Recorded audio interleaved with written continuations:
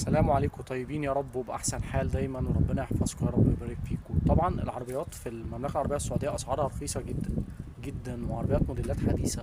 فالعربيات لما بتعطل، يعني العربية لما بتعطل غالبا ما بتتصلحش، بتتركن كده وتترمى.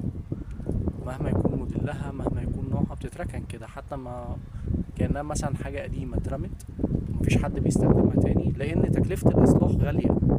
فبيجيبوا عربية جديدة مكانها. يعني دي كده خلاص كده، دي كده خلاص مش نافعة معاهم كده. دي كده السيارة دي كده، السيارة دي كده خلاص كده. يعني زي مثلا لما حضرتك تشتري قميص كده ويقدم عليك فبتشحته أو بترميه، نفس الفكرة يعني. أهو شايفين حضراتكم، شايفين زي ما بقول لحضراتكم اهي. دي كده العربية دي كده خلاص كده اترمت، واللي ورايا دي كده برضو خلاص كده ملهاش لازمة اهي.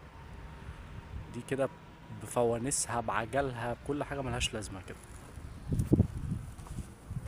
شوف دي كده كمان خلاص، دي كده خربان، ده كده خربان، ده كده ملوش لازمة.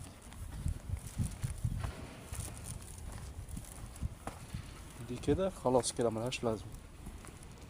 فاللهم لا حسد يا رب، ربنا يحفظ المملكة وأهلها وشعبها الطيب، ويديم عليهم نعمه يا رب، ويزيدهم من نعيمه ويكفيهم كل شر، اللهم آمين يا رب.